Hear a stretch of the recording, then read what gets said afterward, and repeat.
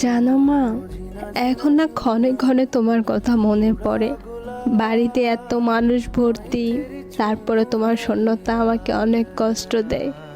জানো মা, এই জীবনটা খুব সুন্দর ছিল, যখন মা তোমার কোলে বসায় রেখে আমাকে তোমার হাতে খাইয়ে দিতে।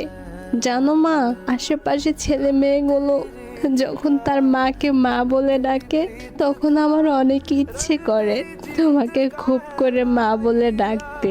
জানো মা, এখন যদি সারাদিন না খেয়েও থাকি, তারপরে কেউ জিজ্ঞাসা করে না খাবার খাইছি কিনা। মা, তুমি তো জানতে আমি তোমাকে না দেখে এক মিনিটও থাকতে পারি না। আর এখন বছরের পর বছর আমি তোমাকে ছাড়া কিভাবে থাকবো। মা গো, আমি জানি চাইলেও আর তোমাকে দেখতে পারবো না, কিন্তু তারপরও কেন বারবার তোমাকে দেখতে ইচ্ছে করে।